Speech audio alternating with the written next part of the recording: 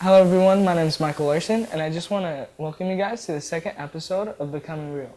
I have three friends with me today, Cheyenne, David, and Jesus, who are just going to share their story and just say what really goes on in their lives. And I just encourage you guys to do the same, to share your story with your friends, just to become real, to stop talking about what actually happens around us, like the weather, just like sports and all that stuff, and start turning the finger around and pointing it to yourself and just talk about what happens in your life. And once you do that, you create really awesome friendships that will last for a really long time, and you really create like bonds with people, and they respect you for that. So I just encourage you guys to become real. So with all that said, I guess it's time to give it up to Jesus, David, and Cheyenne.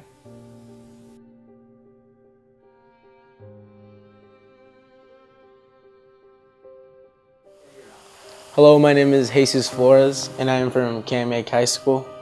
A few things about me is I like to hang out with my friends, I like to work out, and I like to play soccer. And I'm currently here to share my story. So during my early stages of my life, like middle school and elementary, my family and I moved a lot because my parents wanted to find the right environment for me and my brothers to grow up in. That's when we found a permanent spot in Everett, and I started my freshman year at Kamiak. I was new to a big school, and I didn't really have any friends, so I got involved with the wrong crowd and all that, and I didn't like who I was becoming as a person. So then the junior year, I think junior year out of my whole high school experience was a highlight, because junior year was when I found a passion in like something that I wanted to strive for, something that I like to do, which was like helping others. So then I was going into my senior year, going strong, everything was perfect, but something not so good, like things happened during my senior year. I found out that one of my friends from middle school and elementary got shot in a gang-related incident. At the high school I was at, there was nowhere really I could talk to because he was like from Everett, so I kind of like held that inside of me. And then another thing happened during my senior year. I found out that I was an illegal immigrant, and it might not be a big deal, but it really was, because I wasn't able to get a job. It was difficult for me to go to college. So all these like things happened during my senior year, and it kind of like really hit me hard one night. It was like a Friday night, and I got like really depressed. I started hurting myself. I was having thoughts of suicide, and I didn't know what to do. I was done. There was a teacher at Kamiak that noticed that something was wrong with me, and I guess I opened up to her because I couldn't keep it all inside. I had to tell someone, because I knew if I didn't tell anyone, something really bad could have happened. So the biggest thing I learned from everything I've been through was that people actually care, and that people are there for you no matter what. It might be one person or it might be 10, but there's that one person that truly cares about you and that will truly always be there for you. And if it's not family, it could be friends, or it could be both, but there's people out there that care about you.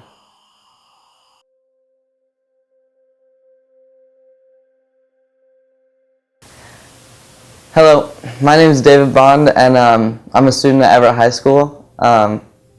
Just a few things I like to do: go snowboarding. I work at Jimmy John's after school, and I live in a 2-bedroom apartment with me and my mom and my sister. Alright, with all that said, I think it's time to tell you what happens in the part of my life that you don't know. So, I lived a pretty normal life as a child. I just had the average kid life, just fun, not really any worries in the world. Had 2 loving parents. My real dad, I always knew him, but him and my mom got divorced before, like when I was like not even a year old. So as far as I can remember, my stepdad has always been my dad. I can never remember him not being my dad. it all kind of changed when my stepdad went to the Army. He got deployed to Iraq for 16 months. For a full 16 months, my mom was a single parent raising 3 kids. I'm the youngest of 3. I have an older brother and an older sister. And so I just remember as a kid, I just like longed for like my brother just to want to hang out with me again. And so I started hanging out with his friends. And in 5th grade, I actually smoked weed for the first time.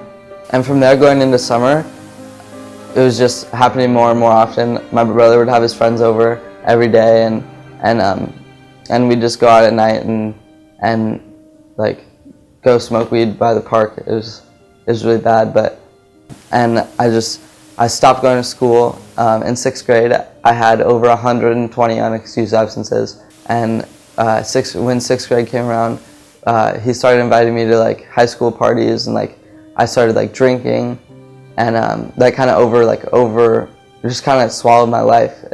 So from there, my parents were just really disappointed. They knew that something had to change, and for the next 6.5 months, I spent at my grandma's house, and I hated it. I still like wanted to keep up the charade like I was like a good kid. So when I was at school, I would hang out with the good kids, and then after school, I would go hang out with the kids that were smoking weed and drinking. But eventually, I just kind of stopped hanging out with the bad kids and started hanging out with the good ones more and more often. And those kids changed my life.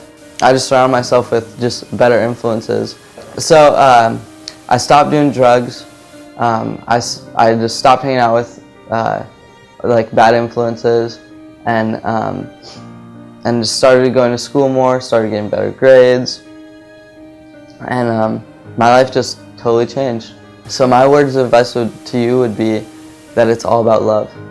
Just love others, and honestly, it can change your life. Just once you start loving other people will start loving you too. So find good influence. Hang out with the people you want to be like.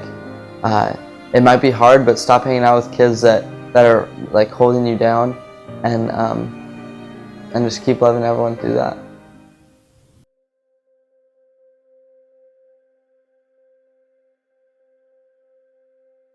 Hi, my name is Cheyenne Court. I go to Everett High. I will be a senior next year. I'm 17. I have 3 cats that I absolutely adore. There's Bucky, Rainbow, and Phoebe. I've had them for a while and they're great. I like to make films and read a lot of books and watch Netflix, and that's basically me. And this is my story from the very beginning. My biological father was married to my mom for I don't know how many years. They got a divorce when I was 1 because he was abusive, not very physical abusive, more of mental and verbal. And I've never really met my biological father because the courts won't let me and my sister see him until we're 18. And that's really impacted my life because I've never really had a father figure in my life until I was about 5, when Mom started dating my later in life stepdad. And they got married 2 years later when I was about 7, and it was really happy. And everything was great for a while until about when I was around middle school. A lot of stuff was going on with my sister. She went through a lot of phases where she would do a lot of drugs, she would run away, sneak out, lie about everything, and it would really put an impact on our family. And around that time, at the beginning of my sophomore year, was when I really started to struggle with depression, and I started missing a lot more school. I started not really caring about everything, and it went to the last little bit part of that school year. I was missing every day for like weeks. I didn't go to school for like 2 weeks straight. I didn't show up until finals. It continued on in the summer. I started seeing a counselor, and I started getting on antidepressants, but it didn't really seem to work. I ended up not taking my antidepressants for a few days in a row, and it got to the point where the day before spring break, I ended up going to the emergency room because I wanted to kill myself. And I told my mom the night before I was having a breakdown. I was like sobbing, telling my mom, I need to be checked into the hospital. I do not trust myself alone. And so we went to the hospital. We were there for over 12 hours straight. We finally saw a social worker and we talked with her. And it ended up, I just went home because I was so emotionally draining. I had no idea it would be that hard. I think my biggest advice for people going through depression is that you just really need to ask for help. Whether it's to one person or 100, you just need to tell someone, this is what I'm going through. Because everybody will understand, because a lot of people go through it. A lot more people go through it than you might think. And the faculty will understand, your parents will probably understand. It's just, you can't be scared to ask for help, because somebody will help you.